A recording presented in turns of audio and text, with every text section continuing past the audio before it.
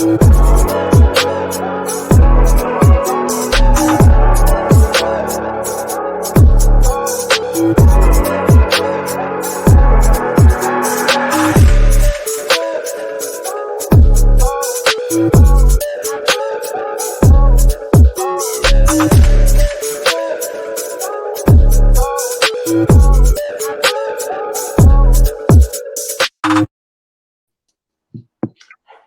morning. Hello. Good morning. How's everybody? Doing good. How are you? Good. We just got back from a little mini trip to the beach, so very short, but it was fun. Much needed. You saw some beautiful sunsets. I was a little bit jelly. That way, yeah, they were super nice, and the Amazing. water was still warm. I was shocked at that. Of course, we're the only ding dongs that go to the beach and forget our bathing suit. So Ellie was in there with this t-shirt and shorts running around. So it was fun. Oh gosh, It was fun. We went to Austin this weekend to Lake Travis. Oh, cool. So that water was still warm too, but it's pretty warm in Austin. So yeah, for sure. I think I've had the least exciting week. We had volleyball tryouts and basketball games and a fishing tournament. So all about the kids. I know.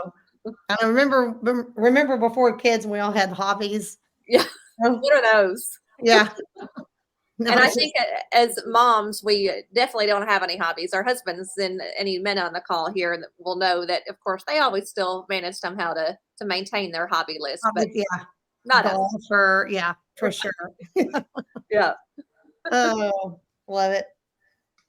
All right. So what's on the topic for today? We're talking business planning. Woo-hoo. Yeah. This is one of my least. Got to get ready for 2024. That's right. Yeah. Business planning. I feel like every year people are like, oh, I can't wait for this year to be over. It's going to be so great next year. Yeah. That started really in 2020. Yeah, really. And then every year something happens. For sure. Yeah, dang it. I think that's why business planning in real estate, maybe that's why a lot of agents don't do it, is there are a lot of unpredictable things that happen. But at the end of the day, there's still things that you can do and still things that you can predict and do every single day. And so it's still very necessary to do business planning, because I think a lot of people just don't treat real estate like a normal business. They don't go in at a certain time. They don't put in a certain number of hours. They just kind of like, they let the day happen to them, instead of actually planning it. So that's why, I mean, if everybody treated it like a real business, I mean, there would probably be a lot more successful real estate agents out there. And that's why we're talking about this. Yeah, very true. Yeah, for sure. I'll tell you something that a coach once told me years ago, when I really started to keep up with it, and then I thought, man, this is just such a mess. When COVID happened, it really affected our businesses, and it was not what we had planned for by any means. I mean, obviously we're grateful for what we had gone through with regard to the real estate market. But right before COVID hit our area, we had a tornado come through, and it just demolished a large area of our county. Oh, geez. We had a lot of housing needs at that time, which also increased some movement, and we had more transactions because people were looking for properties. It was a whole thing.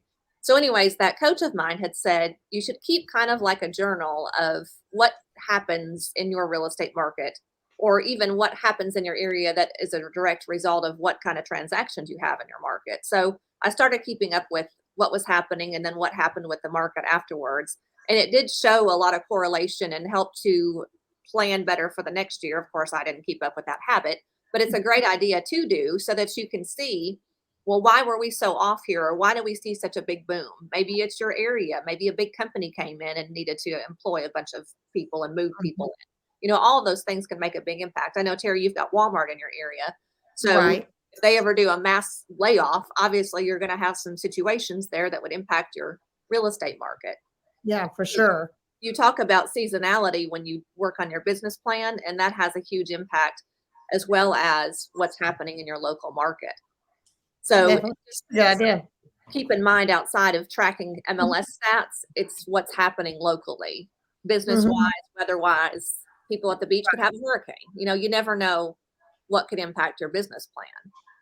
Definitely. And at the end of the day, even with rates being high, people are still buying houses. Mm-hmm. Some Yeah, people have that's. to move. I think So that's what we learned even when the market was, excuse me, terrible, is that everyone has to have a place to live, So it doesn't matter if the market is good or the market's bad, which that always cracks me up anyway, because if you say the market is good or the market's bad, it's like, well, for who? But everyone has to have a place to live. So it just, you just have how you're actually conducting your business. That's why you need a business plan. So So you definitely. want to make this a year that you truly create a business Yes, for for sure. 2024. Yeah. Well, and one good way to start is just to think of what's your big why. A lot of people will set a goal of like, okay, I want to make this much money or sell this many houses, but it's like, but why? Like, if you want to make, let's say, $100,000 this year, well, why? What are you wanting to do? It's like, well, maybe I want to buy a house, or I want to take my kids to Disney World, or I want to do something for my family, my parents. But whatever that is, I think you have to figure out a why, because there are going to be days where you don't feel like doing your business plan. And so you need that big why to keep reminding you.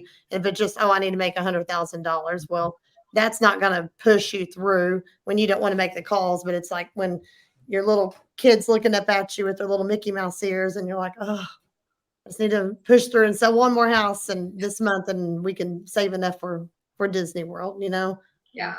whatever that might be. Yeah. I think it helps too to know like what is the one thing that you really want to accomplish. Yes. Yeah, for sure. Maybe it's taking on more listings, or it's getting better at negotiating or closing the deal. Like, figure out, I saw someone write the other day that real estate comes down to three things. It's one of them's mindset, another one is your skill set, and the other one's activities. So figure out which one of those do you need to work on the most. Maybe it's your mindset. Maybe it's like, oh, everything's bad. Everything's bad. Well, if that's what you believe, then that's what's going to happen.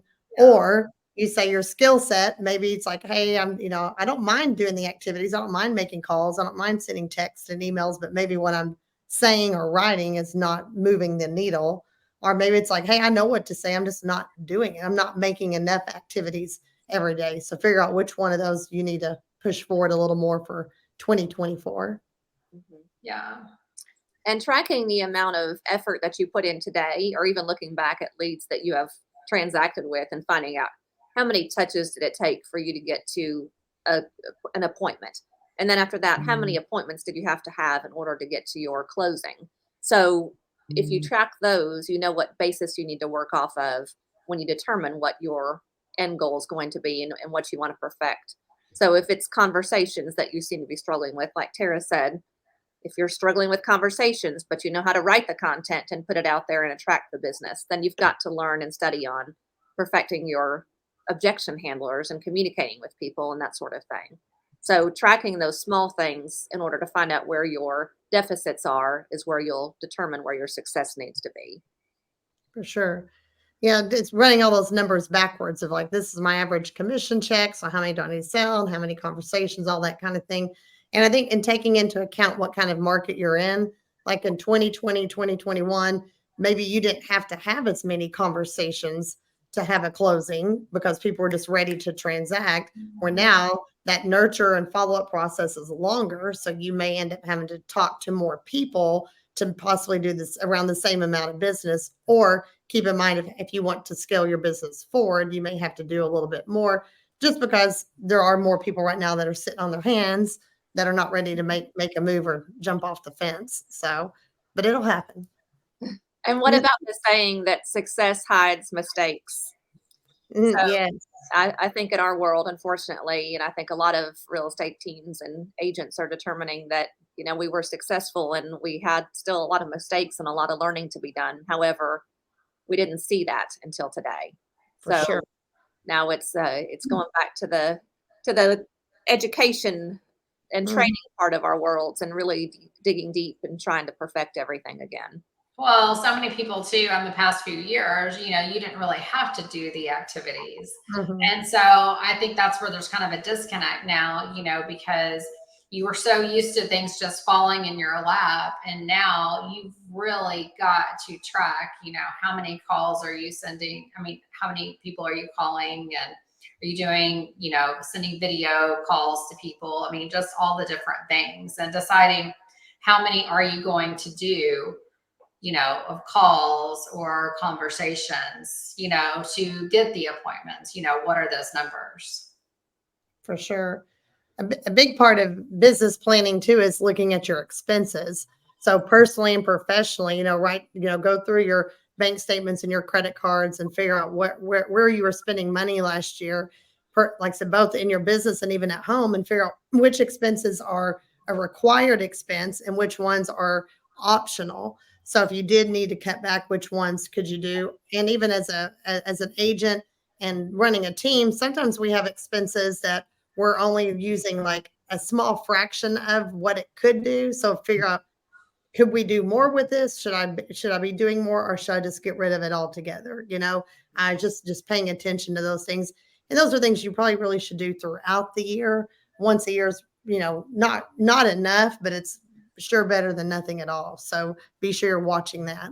I mean, we have a group text, the three of us, right, all the time. And we're like, okay, what could I be using instead of this? Or, that, what are you doing that's less expensive? Because that's what everybody should be doing right now, is cutting expenses. And I think that's really something to be, looking at. I mean, one day I was on the phone with you, Heather, and I was like, okay, I'm doing this, spending this much. And I was like, what should I be, cutting? And sometimes it's good to have somebody else there to, look at that or listen, and maybe they're going to be like, well, don't use this. I know of this thing that could be less expensive. So, because I think, trying to trim as much as you can, and the more that you can too, you can do that in the future. So when the market does change, then you cut back all those expenses. Right. Right. Yeah. And I think during COVID, this became more prevalent, is that how many expenses you could go back and renegotiate, whether it's marketing or your cell phone bill, or at home, your cable bill, whatever it is. We went back and some we cut, and some we just said, hey, what can you do to help us out? And someone were like, we'll give you a free month, or we'll cut it this much for, 90 days or whatever. But keep in mind, a lot of those things, you can go back and renegotiate as well. Yeah. And I'll tell you, to not be afraid of doing that. People are afraid to go to a vendor and say, hey, I need to cut my bill back, or can we negotiate this? You'd be surprised at their response when you reach out, because it's very likely that someone else has already done that, and they're comfortable with having that conversation.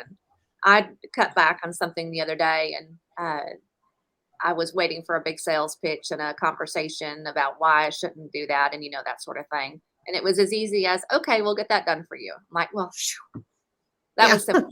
Should have asked a while ago. Well, sometimes it's better for them there and to reduce it than to lose you as a customer altogether. Yeah. Absolutely.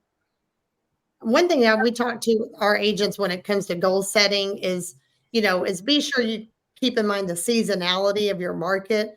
Like, just to make math easy, if you say, oh, I want to sell 36 homes next year, don't say, okay, I want to do 3 every month, because like in our market, January and February are going to be not as busy as, May, June, July kind of thing. So maybe in January and February, the goal would be to sell 2, but then in some of those summer months, it may be 4. So it averages out to 3. So I think keeping that seasonality in mind, because in setting attainable goals, because sometimes we're like, okay, last year I sold 30 houses and this year I want to sell 100.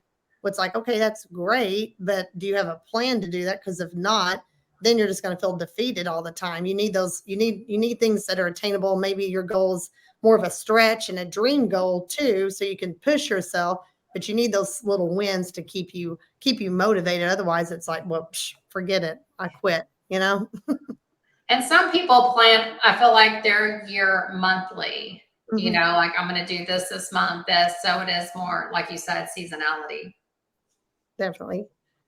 So with a tracking program, as a company and a team, we use CTE, I know some people use Sisu. What are some other programs? Do y'all know of anything else that someone can use to track all of their numbers without having to do it on paper and figure all the math?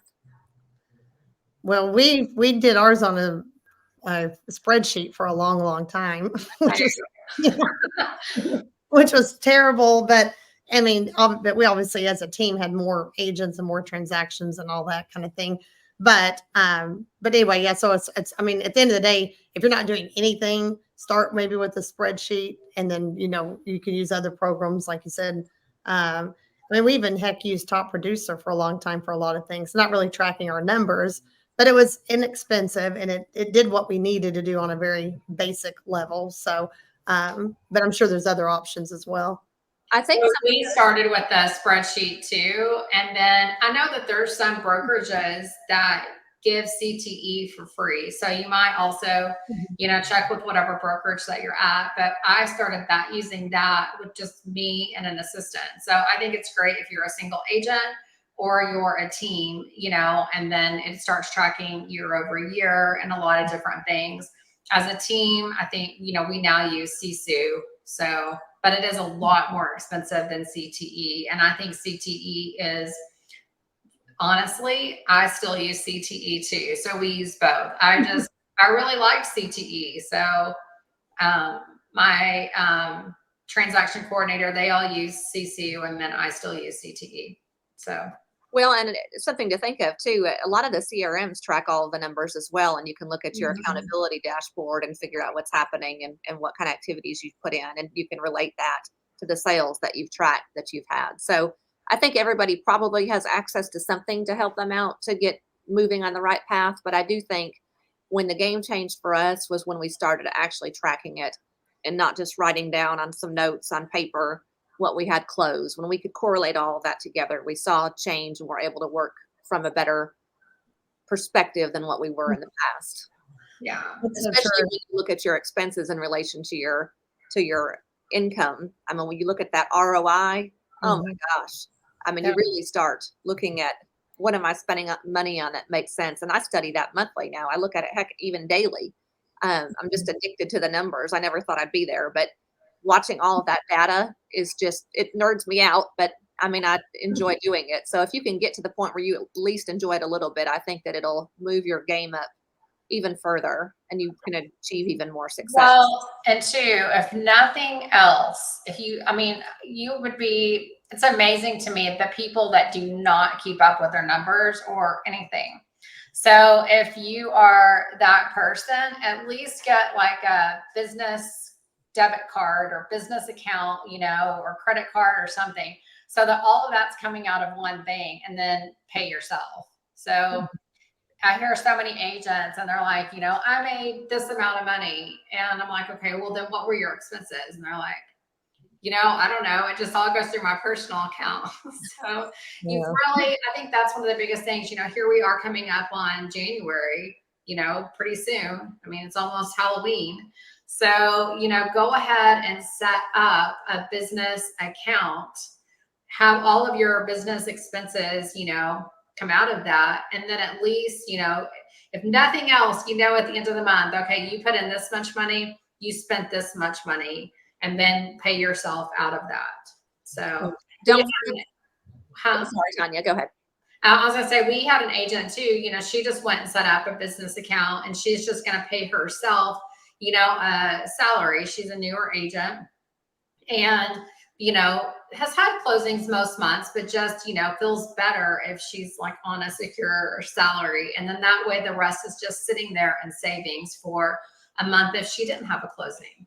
So good for her. That's a great idea. Yeah. And don't forget your taxes. I mean, I will say for the first several years when I was in real estate, I had to send the IRS a letter to ask if I could get on a payment plan because I was not behaved. No one told me what I should do. So I had to learn the hard way. Obviously, I'm not back in those positions now, but that's not something you want to do. So make sure you withhold your larger percentage of taxes so that you don't have to make a payment plan. Nobody wants to have to do that. Very true. And you said the Sengo, Heather, made me think of is a lot of times with agents we track, there's lead measures and there's lag measures. And those lag measures are like your closings. That's what happens that lags behind. So sometimes like, oh crap, I only had one closing this month. Well, now it's too late to do anything about it. You can't, that's past tense, you know? So it's like if you're tracking those lead measures and you are tracking your daily activities and your conversations and that kind of stuff, you can track that and that will affect the lag measures. And and be sure if you haven't already, send us your email and we'd be happy to send you guys. We have like a 1 or 2 page little business goal setting sheet. But and you can kind of customize that too. Is make sure you have daily activities that you're doing. Maybe it's so many calls, so many video texts, so many Facebook posts, so many reaching out to a past client or your sphere of influence, or so many networking things. I mean, there's a lot of things that you could do. It's not just getting on the phone and calling all day long. There's a lot of things you can do every day to move that needle forward. But if you just wake up every day and think, oh, what should I do today? Then you're going to waste most of the day just trying to dream that up. If you have a little sheet and every day I'm going to knock these things off my list, then you'll already be way ahead of everybody else. Right. And even committing to just an hour or even 2 hours a day of prospecting would take someone just committing to that time and being in your CRM and calling and texting and whatever it is, touching people for those hour or 2 hours. You'll see a huge difference. We put off prospecting because nobody wants to do it. What's that saying? Eat the frog first. I mean, so they put it off until the end of their day, and then they're tired because they've been on appointments all day and they don't feel like doing it, or they didn't have time for it. So it gets put off and then you don't do it. So you miss a whole day of that hour or 2 hours. And again, if you just knock that stuff out, your list of to-dos every single day, you move a lot further. For sure. You'll miss them otherwise. I mean, I know for a fact. Yeah. Well, and a lot of times too, we talk about how many calls, conversations and all that we wanted. And so let's say with your numbers that you need to make, 20 or 20 dials a day, but it's like, do you have 20 people to contact? So then, make a list of all the different marketing avenues. Obviously there's paid things to do, but there's also other things, far as, we've talked about withdrawals and expireds, or door knocking, or, sending out mailers or postcards. There's all these things that you can do. So, make a list of those. We have a list here. We can share that as well, actually, and go through what I'm real bad about, like, oh, I want to do everything. But when you do everything, then you don't focus on anything. So learn from my mistakes and pick one or maybe two of those things and just really dial it in and track that success or lack of, we hope, success. But be sure when you're talking to people, if they call you, that's something I'm always harping on our agents, like, how did they hear about us? How did they hear about us? Because then, hey, this is where I either need to spend more of my time or more of my money because it's working really well. And this over here is not as much. So I'm going to get rid of it or do less of it. But if you don't ask, then you don't know. And you may be spinning your wheels doing things that are not helping you at all. Yeah. Absolutely. So. And I think a lot of times my agents will come and say, well, I've got all my tasks done. I've touched everybody I need to for the day, but I don't have enough time to fill, or I don't have enough tasks rather to fill my time that I'm supposed to be prospecting. Call your sphere of influence and just remind them you're in real estate. Or if you have past clients, reach out to them. Surely to goodness, you haven't talked to all those people in the last little bit. You can have a valuable conversation with that group of folks. So even though those people might not be looking to make a move right now, go ahead and touch them too. Reach out to them and say hello, ask them how they're doing. Hey, I'm also in real estate. Don't forget. Right. Looking to make a move, let me know. As easy as that. So you've always got somebody you can reach out to. Definitely.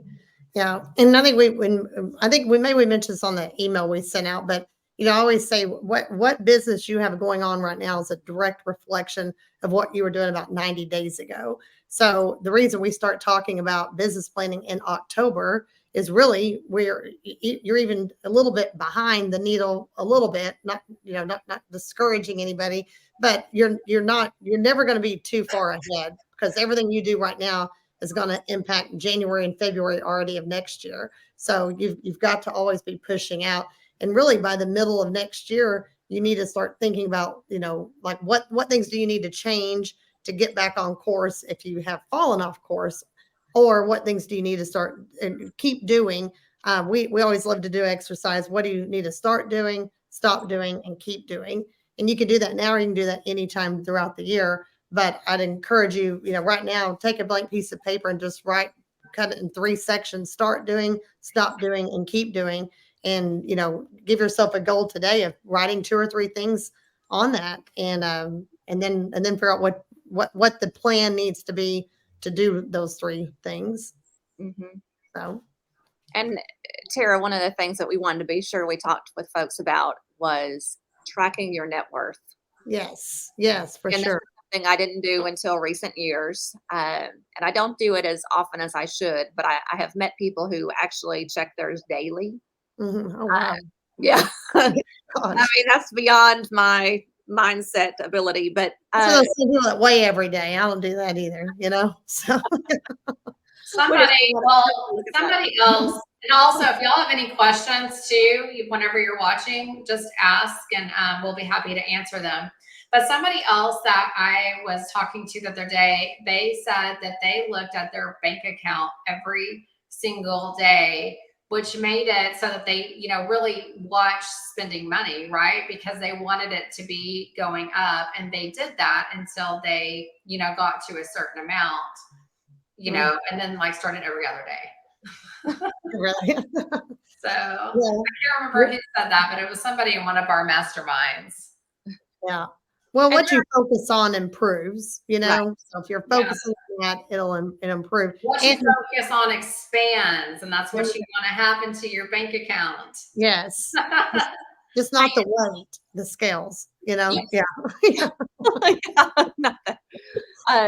You can go to Google and get free net worth worksheets, and they're not difficult to fill in. So I recommend everybody keep up with that. And I will tell you too, it's really eye-opening once you also start investing in real estate yourself, not just your personal home, but once you start investing in real estate yourself, how much of an impact that has on your net worth worksheet. So it really is a good thing to start doing, and do it alongside of your business plan and track it and keep up with it. It's important to do. Yeah. Definitely.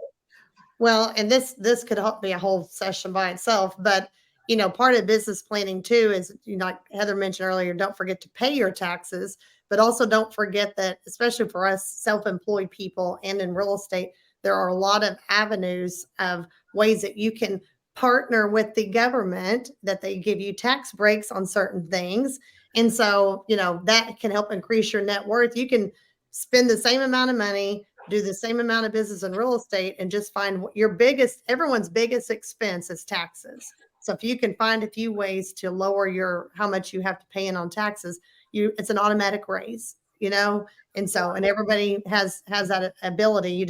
You have to educate yourself on those different things and find a CPA that will listen to you, because a lot of them don't.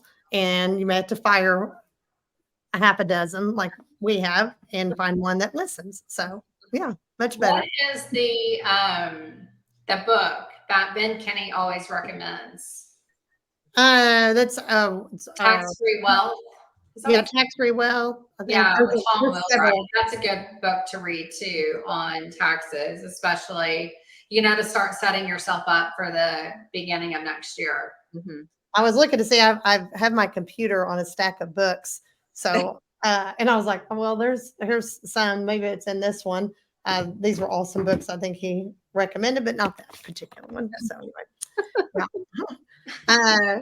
One other thing while we're talking about business planning is, even though we're talking about business planning, remember there are other aspects of your life. A lot of times we call them there's 5 F's or 6 F's, like your family, your friends, fun, faith, fitness, and finances. I can't remember if I said that. So there's, look at every little aspect of like, what's one little thing that you can do to improve, or even give yourself a rating of like 1 through 10 and figure out, yeah, I'm doing really well with family and spending time with them, but maybe I'm not doing so well on fitness or something. And maybe just pick 1 or 2 of those and work on it. And again, don't try to always focus on all of them, even though they're all important, but figure out one that you can maybe improve a little bit on. Yeah. So, yeah. And like Tanya said, if you have questions, or reach out to us if you have, as you're doing your business planning, if you need help or have questions. I mean, I think that's something we're all pretty good at, is business planning. So that's why we're talking about it, and happy to help anybody. Yeah. And if they want the downloads, to just shoot us a message and we'll be happy to get that to them. And then sure. our topic for next week is going to be very relative to the season that we are in and going into even more. And that's staying successful in an off season. So Mhm. I know that's a struggle for a lot of folks. And Q4 and Q1 tend to be difficult in different markets, and they're harder to navigate, and you have to do things a little bit differently. So we're going to talk about that. And Yeah. then that next Thursday, we're talking about how to thrive Yes. a In a down market. downturning market. Losing my train of thought. Love it. So All right. exciting. All right. Well, everybody have a great week. Bye, y'all. See ya.